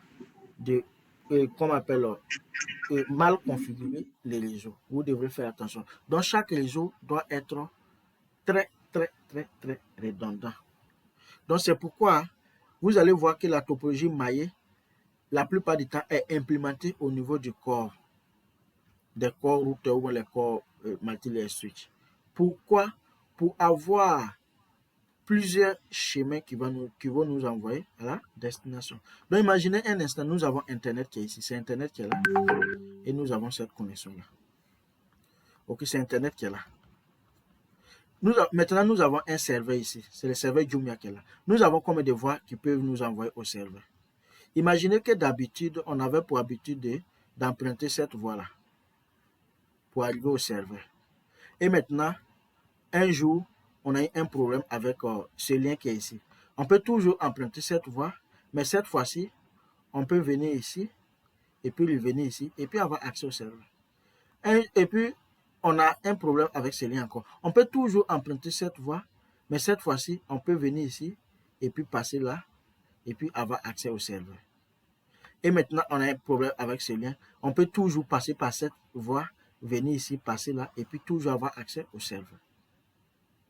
Maintenant, si on a un problème au niveau de ces liens, là maintenant on peut passer par là. Donc vous voyez, on va couvrir ça plus tard, comment est-ce qu'il faut implémenter ça au sein des réseaux, parce que ce n'est pas de l'amusement. Vous en tant qu'administrateur, vous devez comprendre tout ça. C'est très important. En fonction de, comment on appelle, du service que vous offrez, en fonction de, en anglais on dit ça, based on the if the service is very critical, si le service est vraiment critique, c'est-à-dire l'accessibilité est vraiment importante, là il faut prendre ça au sérieux, il faut implémenter une redondance de high level. C'est pourquoi d'ailleurs les organisations ne doivent pas avoir seulement une seule ligne de connexion. Parce que l'exemple que je viens d'expliquer ici, c'est lorsque vous avez des lignes de connexion. Sinon, si vous avez une seule ligne de connexion, qu'est-ce qui va se passer là? S'il y a une défaillance ici, c'est fini. Abana, vous ne pouvez plus avoir accès à Internet. Vous devrez attendre. Maintenant, si vous avez deux lignes de connexion également, comment est-ce qu'il faut configurer? Nous allons voir ça plus tard. Ou bien si vous avez trois lignes de connexion, comment est-ce qu'il faut configurer? Nous allons voir ça également plus tard. Donc, c'est du sérieux. OK? Donc, ça, c'est la topologie maillée. La topologie maillée nous offre une bonne solution à la redondance du réseau. Donc, nous avons la topologie hybride. La topologie hybride ici, c'est tout simplement une topologie qui regroupe des topologies de ce que nous venons de voir. Lorsque vous utilisez des topologies différentes, en ce moment, ça donne une topologie hybride. C'est-à-dire que vous implémentez, par exemple, dans votre réseau, vous avez, voilà, au niveau du core router, distribution core et puis distribution layer et puis qu'on appelle core layer, vous implémentez et qu'on appelle la topologie maillée pour une redondance très élevée. Et maintenant au niveau du réseau LAN, vous implémentez quoi? Et comment on appelle une topologie en étoile. Quand c'est comme cela, ça vous donne tout simplement quoi? Ça vous donne un réseau hybride, une topologie hybride. OK? Donc on va continuer. Maintenant, on va maintenant parler des différents types de réseaux. OK? Maintenant, parle. Excusez-moi, je vais boire de l'eau là.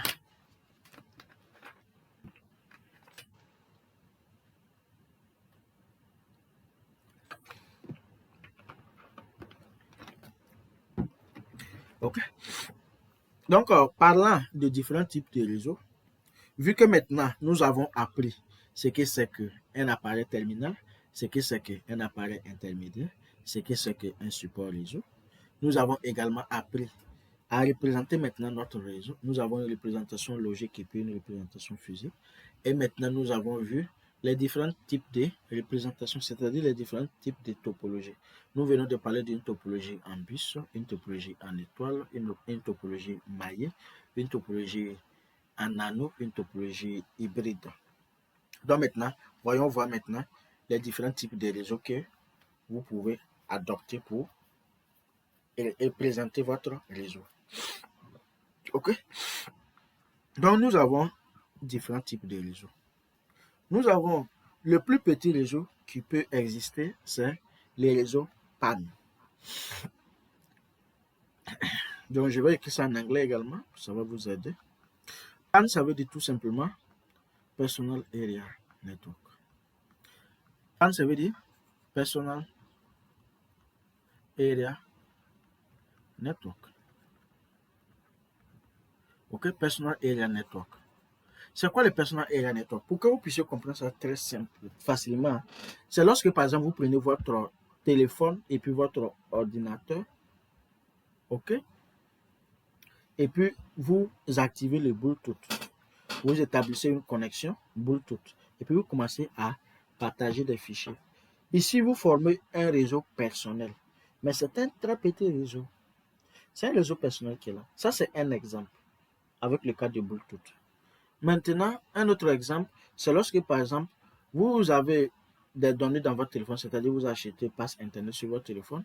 Et maintenant, qu'est-ce que vous voulez faire? Vu que vous avez des téléphones et puis des ordinateurs, vous ne pouvez pas acheter passe Internet pour tous les appareils différemment. Donc, vous achetez passe Internet pour un appareil, un de vos téléphones. Et maintenant, vous activez votre hotspot, OK, pour pouvoir partager votre Internet, pour que vous puissiez connecter vos autres appareils à votre hotspot. Ici, vous formez ce qu'on appelle un réseau personnel. Vous pouvez également partager votre Internet à vos amis et vous constituez un réseau personnel. OK? Ici, vous formez quoi? Un réseau personnel.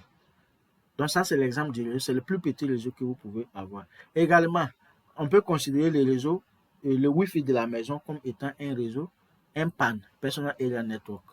Ok? C'est parce que c'est un petit réseau qui contient seulement quelques dizaines d'appareils. Ok? Donc tout ça vient sous le réseau personnel. Ok? Donc vous verrez que dans les réseaux personnels, on n'a pas besoin de certains appareils. Ok? C'est juste... ok? Bon, donc ça c'est les réseaux personnels. Maintenant, allons voir les réseaux locaux. Sorry. Allons maintenant voir les réseaux personnels, les réseaux locaux. Les réseaux locaux, c'est un réseau qui est local. Je prends un exemple. Vous êtes dans une institution, le réseau est local. Vous êtes dans une organisation, le réseau est local. Vous êtes sur un bâtiment, le réseau est local. Un réseau local, c'est le réseau qui est implémenté dans les entreprises, dans les organisations. Lorsque vous allez dans une organisation, vous allez voir qu'il y a un réseau qui est établi. Là, les appareils sont connectés, les serveurs sont connectés. Tout est connecté avec les appareils intermédiaires. Tout ce qui est comme appareil que nous venons de voir aujourd'hui. Vous allez dans les organisations, vous allez voir ces appareils-là. Et ces connexions-là dans les organisations forment un réseau local. C'est tout simplement ça. Et un réseau local peut constituer des centaines d'appareils jusqu'à des milliers d'appareils. Donc, vous pouvez voir un réseau local qui a peut-être 50 appareils, ok, ou bien 100 appareils, ou bien 600 appareils, voire même 1000 appareils. Ça, c'est les réseaux locaux. On appelle ça LAN. LAN, ça veut dire tout simplement Local Area Network. Ok? LAN veut dire tout simplement Local Area Network. Et maintenant, nous avons CAN. Campus Area Network. CAN. Campus Area Network. Ça, c'est le réseau d'un campus. Ok? Lorsque vous êtes dans un campus et puis il y a un réseau là, alors on appelle ça CAN, Campus Area Network. Et CAN ici est plus grand que LAN. CAN peut être constitué de plusieurs LAN. Par exemple, vous avez un LAN qui est là, un LAN qui est là, et CAN peut constituer des LAN. Lorsque vous allez à l'université, par exemple, vous avez plusieurs collèges au sein de l'université. Chaque collège a un réseau différent. Maintenant, tout ça, ça fait partie du campus. Donc, tous ces réseaux-là sont dans les campus. Donc, du coup, ils forment un seul réseau qu'on appelle Campus Area Network, réseau de la zone du campus. Nous avons MAN, le réseau métropolitain. Le réseau métropolitain, c'est lorsque vous avez un grand réseau qui couvre des villes. Je prends un exemple. Vous avez un réseau, ou bien vous avez par exemple plusieurs branches. Votre entreprise a plusieurs branches dans plusieurs villes. Et puis vous connectez toutes ces branches-là pour établir une connexion entre toutes les branches. En ce moment, ça couvre plusieurs villes, non? En ce moment, on parle des réseaux métropolitains. Le réseau métropolitain, c'est un réseau qui est constitué de plusieurs réseaux locaux. OK? Donc, lorsque, par exemple, lorsque une branche, vous avez une branche ici, qui a, par exemple, 300 ordinateurs. Maintenant, vous avez branche 2 ici, qui a 300 ordinateurs, branche 3. Donc, vous voyez ici, c'est LAN qui est là. C'est local, c'est un réseau local qui est là. Ici également, c'est un réseau qui est local à cette branche. Ici également, c'est un réseau qui est local à cette branche. Mais maintenant, quand on connecte ces réseaux locaux-là, on obtient ce qu'on appelle métropolitain. Parce que c'est différentes villes, différentes localités, métropolitains et network. Mais ce qu'il faut savoir, c'est que les réseaux métropolitains vont jusqu'à une distance de 100 km. Okay, donc, le réseau métropolitain peut couvrir jusqu'à une distance de 100 km. Okay. Maintenant, nous avons WAN, Wide Area Network. Donc, on a le réseau métro. MAN, ça veut dire tout simplement Metropolitan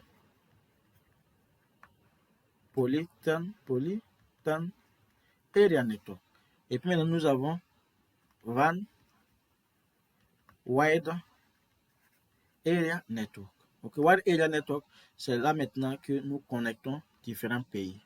Ok, là maintenant, par exemple, vous connectez le Burkina Faso à la Côte d'Ivoire au Mali, Mali, Sénégal, Niger, et Togo, Bénin, Cameroun, Congo, Brazzaville, Congo, Kinshasa, Burundi, ainsi de suite.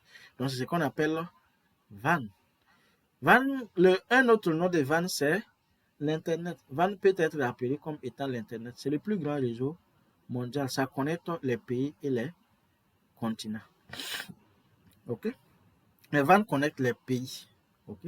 Donc, c'est l'Internet maintenant qui connecte les continents. L'Internet, c'est le plus grand réseau mondial. OK? Donc, nous avons également ici SAN. OK? On ne va pas parler de SAN. SAN est implémenté. Il y a juste ajouté ici à titre informatif. SAN, c'est lorsque vous voulez gérer les centres de données. Par exemple, vous avez ces centres de données qui sont là. Ces centres de données-là, database, data center. Ces centres de données-là sont appelés tout simplement SAN. Ça veut dire Storage Area Network. Ou bien nous avons également NAS, qui veut dire tout simplement Network Attached Storage. Mais pour gérer ces réseaux-là, vous devrez implémenter SAN.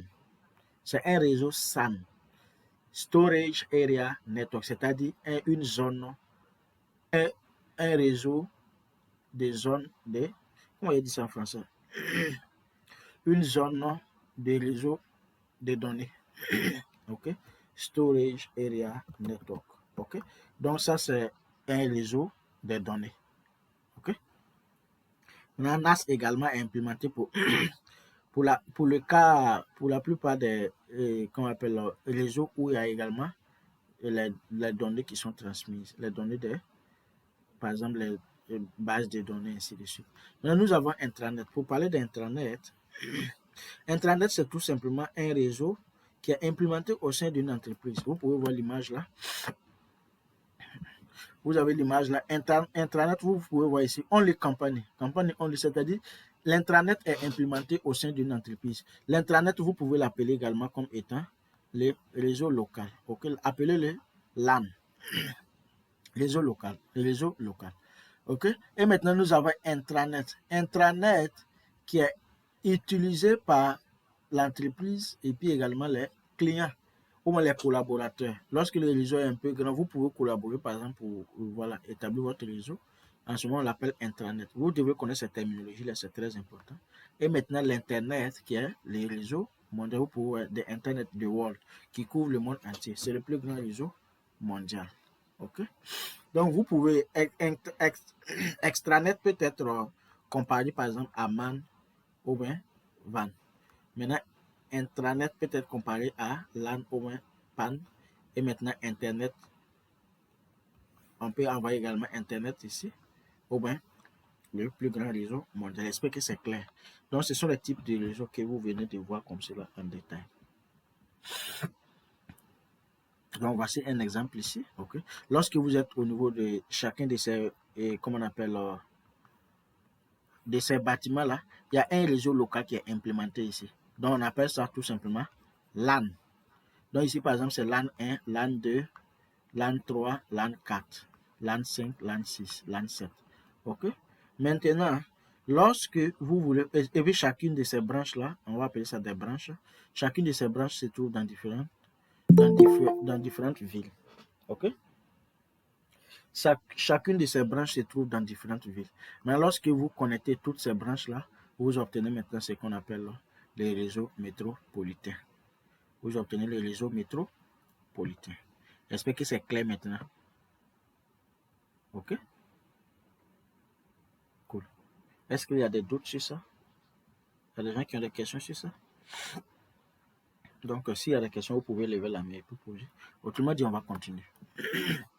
Okay, maintenant, on va parler de connexion. Par exemple, on vient de couvrir aujourd'hui, dans cette séance-là, on a déjà appris beaucoup de choses, les gars. Je vous assure. On a déjà appris beaucoup de choses en un temps record. En l'espace de 1 heure, ce qu'on a appris là, c'est pas amusement. Ok, donc nous venons de voir ensemble ce que c'est que le réseau. Quel impact le réseau peut avoir sur notre vie actuelle. Nous avons vu que nous sommes connectés de différents pays. On arrive à communiquer. Nous formons ici une communauté mondiale, un réseau humain. Nous avons vu maintenant les composants du réseau. On a parlé des composants des terminaux sur des appareils terminaux. Par exemple, l'ordinateur, le serveur, votre téléphone sont des appareils terminaux. Par la suite, on a continué avec les appareils intermédiaires, c'est-à-dire entre moi et vous. Quels sont les appareils qui collaborent au milieu pour pouvoir passer l'information. Moi, je parle et puis vous écoutez, vous entendez. Quand vous parlez, moi, j'entends. Quels sont les appareils intermédiaires? On a parlé des commutateurs, des commutateurs de la couche 3, des pare-feux, des routeurs, des routeurs sans fil, ainsi de suite. Par la suite, maintenant, on a parlé du support réseau. Le support réseau, parce que lorsque vous avez, par exemple, un commutateur, un routeur, vous avez votre ordinateur, votre téléphone, mais comment est-ce que vous allez les connecter si vous n'avez pas de support réseau? Et ici, on a parlé de 3 catégories de support réseau. Nous avons parlé des supports COPA, des supports de la fibre optique. Nous avons parlé également du réseau, de la transmission sans fil. Et maintenant, par la suite, nous avons vu comment est-ce qu'on peut les représenter. La représentation physique et la représentation logique. Et maintenant, nous avons parlé des différentes topologies. La topologie en bus, la topologie maillée, la topologie hybride, la topologie, et comme on appelle en anneau, la topologie, ainsi de suite. Et par la suite, nous avons maintenant vu les différents types de réseaux. LAN, MAN, PAN, WAN, SAN, NAS, intranet, extranet, internet. Et maintenant, vu que nous avons couvert tout ça, nous avons maintenant tout à notre main. C'est le moment maintenant. Voici maintenant, vous travaillez dans une organisation. Il y a une nouvelle organisation qui est venue à Abidjan. Vous êtes à Abidjan ou bien vous êtes à Cap Town ou bien vous êtes à Bujumbura. Et comment on appelle comment on appelle il y a une fille, il y a une étudiante qui est connectée là, qui est de Burundi. Je crois bien que la capitale de Burundi, c'est Bujumbura, non? Ou bien c'est moi, je me trompe. Ou bien je me trompe. Ok, on va continuer. Elle n'est plus là, elle est déconnectée. Ok, on va continuer. Donc, il y a, ou bien vous êtes, ou bien c'est, comment on appelle, Brazzaville, ou bien Kinshasa, no problème. Mais il y a une nouvelle entreprise qui est venue s'installer là, ok? Il y a une nouvelle entreprise qui est venue s'installer. Et maintenant, l'entreprise veut établir un réseau. Pour cela, l'entreprise vous a embauché, l'entreprise vous a employé. Quand vous avez étudié l'administration du réseau, vous savez comment les réseaux fonctionnent. Donc, l'entreprise vous a engagé. Donc, maintenant, qu'est-ce que l'entreprise a fait? L'entreprise a acheté les appareils terminaux.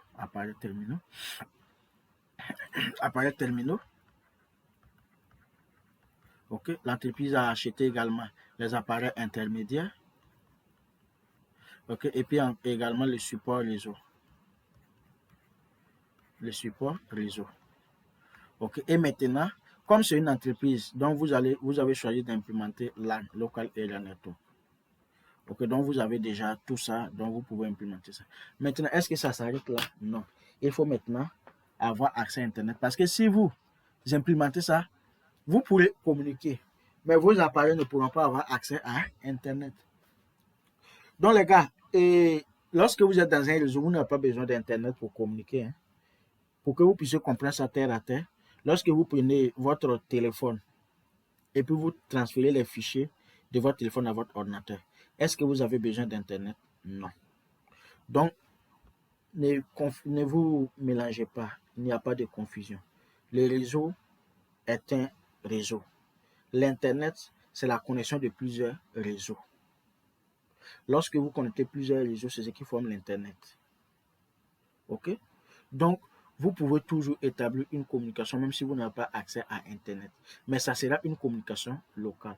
Maintenant, si vous voulez communiquer avec un autre réseau, là maintenant, vous avez besoin de vous connecter à ces réseaux. Et c'est en ce moment maintenant que vous avez besoin de ce qu'on appelle Internet. Tout simplement, une ligne de connexion qui va vous permettre de communiquer avec l'autre réseau. C'est ce qu'on appelle Internet. Sinon, Internet, même ça n'existe pas en tant qu'Internet. Internet, c'est moi. Internet, c'est vous. Internet, c'est l'autre. Nous avons un service, par exemple Skillgate. Nous avons une plateforme Skillgate où nous avons les informations. Nous faisons partie d'Internet. Parce que lorsque vous allez sur Internet et puis vous mettez des Skillgate, vous allez avoir les informations nous concernant. Donc nous sommes, comment on appelle, nous faisons partie d'Internet. Vous faites partie d'Internet. Lorsque on va sur Facebook et puis on met votre nom, ou on va sur Google, on met votre nom, on a des références sur vous, sur Facebook, sur le serveur Facebook. Donc vous êtes également, vous faites partie également de Internet. Ok, donc il y a une différence entre Internet et puis réseau. On peut établir une réseau, on peut communiquer sans avoir accès à Internet, mais c'est local. Maintenant, au cas où vous voulez avoir accès à Internet, parce que c'est important, vu que vous voulez souvent faire des recherches, vous voulez télécharger des fichiers, vous voulez peut-être donner des services en ligne. Par exemple, dans votre organisation, c'est vous qui hébergez les serveurs Jumia. Donc, ce sont les gens de l'Internet qui achètent les articles sur Jumia. Donc, vous avez besoin d'Internet. Maintenant, parlons maintenant des connexions Internet. OK? On va maintenant parler de connexions Internet. Technologie d'accès à Internet. Lorsque voilà, vous avez été engagé dans votre entreprise, vous avez tout maintenant. Maintenant, vous devrez maintenant avoir accès à Internet. En ce moment, comment il faut procéder? Voici les technologies d'accès à Internet. Maintenant, lorsqu'il s'agit d'une connexion Internet de bureau à domicile et les petits bureaux, par exemple, vous êtes un start-up, vous venez de commencer, ou bien vous avez besoin juste d'une connexion à la maison, c'est-à-dire un Wi-Fi à la maison. OK, vous avez besoin d'un Wi-Fi à la maison. Ou bien, voilà, vous avez besoin d'une connexion à partir de votre téléphone. Ou bien, vous êtes un startup, vous avez votre bureau, vous avez besoin d'une connexion là-bas. Voici les moyens qui peuvent être utilisés. Vous pouvez utiliser ce qu'on appelle DSL, Digital Subscriber Line. DSL, Digital Subscriber Line. C'est ce que la plupart de nous utilisons. Ça, c'est une ligne de connexion qui est donnée par les fournisseurs d'Internet, Internet Service Provider. Par exemple, dans le quartier Orange, comme vous connaissez Orange bien, Orange, ou bien Move Africa, ou bien Airtel, va faire quoi? Va envoyer une ligne de connexion, la fibre optique dans les quartiers. Ok, la fibre optique sera envoyée et ça, on va appeler la fibre optique DSL. Et maintenant, dans les quartiers, il y a plusieurs coûts, n'est-ce pas? Donc maintenant, si vous avez besoin d'Internet, vous allez les contacter. Qu'est-ce qu'ils vont faire? Ils vont venir ici. Quand ils vont envoyer la fibre optique, ils vont connecter la fibre optique à un modem. Ici. Maintenant, le modem a plusieurs ports. Ça peut être un modem de 24 ports, 48 ports, je ne sais pas. Donc maintenant, lorsque vous aurez besoin de votre connexion, qu'est-ce qu'ils vont faire? Ils vont venir, soit vous achetez le routeur vous-même, soit eux-mêmes, ils achètent ça pour vous envoyer, mais vous allez payer ça. Maintenant, quand ils vont arriver, ils vont faire quoi? Ils vont juste connecter un câble ici, jusqu'à votre local, et puis ils vont placer les routeurs sans fil dans votre maison. Et maintenant, vous avez accès à Internet. OK? Mais ici, c'est que et c'est une connexion partagée. C'est pourquoi on appelle Digital Subscriber Line. C'est une connexion partagée. Cette ligne de connexion-là, il y a M. Alpha également qui est ici, qui est connecté à cette connexion. Il y a M. Beta qui est ici, lui aussi il est connecté là. M. A est ici, lui aussi il est connecté là. Donc tout le monde envoie ici. Donc ce qui fait que les services, comment on appelle, la qualité du service n'est pas garantie. Parce qu'il y a plusieurs personnes qui utilisent cette même ligne de connexion. Vous voyez. Maintenant, nous avons un autre moyen. L'autre moyen, c'est tout simplement les demander. C'est-à-dire, vous connectez Airtel ou bien Orange, Move. Vous leur demandez une connexion. Et puis, ils vont faire quoi? Ils vont, à partir de leur office, ils vont envoyer un câble jusqu'à votre local. Mais en ce moment, il faut être prêt à payer. Et comme on appelle, il y a un de notre membres qui veut prendre Internet, où il se trouve, il n'a pas la fibre optique d'abord. Orange lui demande de payer que pour envoyer la fibre optique dans son quartier, la fibre optique va coûter 300 000 francs CFA. Donc, s'ils sont prêts à payer ça, Orange peut envoyer la fibre optique. Donc, vous voyez, il n'y a pas encore de câbles, il n'y a pas encore la fibre optique dans les quartiers là-bas. Donc, lorsque vous avez besoin d'Internet, ils doivent envoyer un câble spécial pour vous. Donc, en ce moment, il faut être prêt à payer pour ça. Nous avons également ce que nous utilisons communément, le réseau, la télécommunication. Vous avez votre puce qui est là. Vous pouvez souscrire à des passes Internet. Ça, c'est un moyen. Ça, on appelle ça cellulaire. OK. Et puis également, vous avez la connexion par satellite. OK. Donc, ce sont les moyens comment on appelle, d'utiliser, d'avoir accès à Internet que vous voyez là. Donc, vous pouvez voir ici.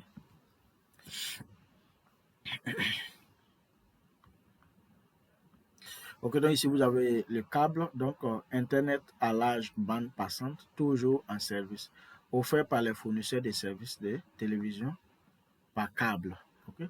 Donc nous avons DSL, une connexion Internet à haute débit, toujours active, qui passe sur une ligne téléphonique. Okay? Maintenant nous avons cellulaire, utilise un réseau de téléphonie mobile pour se connecté à Internet. Par exemple, vous utilisez votre puce pour souscrire à Internet. Nous avons satellite, un avantage majeur pour les zones rurales sans fournisseur de services Internet. Nous avons la ligne comité. Ok, ligne comité est une option peu coûteuse, ok, à faible bande passante utilisant un modem. Donc, ce sont les moyens. Mais ça, c'est lorsque vous optez pour les connexions à domicile ou bien les petits bureaux. Nous avons les connexions au niveau des entreprises. Au niveau des entreprises, lorsque vous voulez aller avec une connexion, vous pouvez aller avec les options suivantes. Donc, les liens d'affaires d'entreprise peuvent nécessiter l'augmentation de la bande passante, connexion dédiée au service géré. Donc, au niveau des entreprises, par exemple, lorsque vous êtes une grande entreprise qui a beaucoup de trafic, qui génère beaucoup de trafic, vous offrez beaucoup de services, en ce moment, vous avez besoin d'une importante bande passante pour supporter. Par exemple, là où j'enseigne, et l'année passée, nous avons pris une nouvelle ligne de connexion. Et pour cette nouvelle ligne de connexion seulement, on paie 10 millions par an.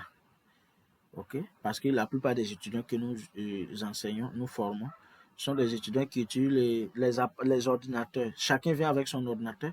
Maintenant, tous les bâtiments, c'est un étage de 5 étages. C'est un étage de 5 étages. C'est un bâtiment de 5 étages plutôt. C'est un bâtiment de 5 étages. Du premier étage jusqu'au dernier étage, c'est équipé de réseau sans fil. Donc, c'est la dernière technologie qui a été implémentée dans sinon le bâtiment. OK? Et chaque étudiant vient avec son ordinateur. Le Wi-Fi est déjà là, donc chacun se connecte pour travailler. OK? Donc, pour ça, on paie 10 millions par an pour la ligne, une seule ligne de connexion. Donc, les entreprises ont besoin d'une ligne dédiée. C'est ça qu'on appelle Dedicated Lease Line. Donc, c'est-à-dire quoi? Le fournisseur d'Internet va is going to run one cable from his office to your organization. Le fournisseur d'Internet ici va faire passer un câble de son office jusqu'à votre organisation. Et vous payez pour ça. Nous avons métro. On va parler des différences-là un peu plus tard. Il y a des options qui sont peu coûteuses et puis il y a des options qui sont coûteuses. Nous avons également les moyens des satellites. OK? Donc, ligne dédiée louée, il s'agit des circuits réservés au sein du réseau de fournisseurs de services qui relient les bureaux distants à des réseaux privés de voix ou de données. Donc, WAN Ethernet, et cela étant la technologie d'accès LAN au WAN. Maintenant, nous avons DSL également qui est là. OK? Quand le DSL ici, DSL Enterprise est disponible dans divers formats, y compris les lignes d'abonnés numériques et symétriques. Okay. Nous avons satellite, cela fournit une connexion lorsqu'une solution filaire n'est pas disponible. Ok. Maintenant, on vient de finir la première partie de ce module. On va continuer avec la seconde partie. Il nous reste seulement 10 minutes. Donc, on va commencer quand même. Ok, je voulais qu'on finisse ce module-là, mais pour qu'on puisse finir, si je dis je vais finir ça, c'est que je vais marcher sur le reste des topics. Donc, il n'y a pas de problème. Comme aujourd'hui, c'est notre premier jour, on va s'arrêter là. Sinon, je voulais finir ça aujourd'hui. Vous voyez là, on allait parler de comment. Bon, on va arriver ici quand même pour que vous puissiez installer le paquet très avant la séance prochaine pour qu'on puisse pratiquer. Parce qu'on a cours le samedi, non? Donc, on va arriver ici et maintenant, à partir de là, on va parler de réseau. Ok, on devrait finir tout ça. Hein. Mais c'est pas grave. Comme aujourd'hui, notre première séance, il n'y a pas de problème. On va aller avec. On va s'arrêter ici. Et la séance prochaine, le samedi, on va continuer. Donc, soyez là le samedi. OK? On va continuer le samedi. OK? Donc, je vais vous envoyer un lien dans le groupe. Cliquez juste sur le lien et puis téléchargez le paquet très simple. Téléchargez juste. OK? Pour la séance prochaine. Téléchargez et installez. Vous cliquez. Une fois que vous finissez de télécharger, vous cliquez 2 fois, vous installez et puis pour la séance prochaine. Okay? Donc, est-ce qu'il y a des questions sur la séance d'aujourd'hui? Si vous avez des questions, vous pouvez les poser.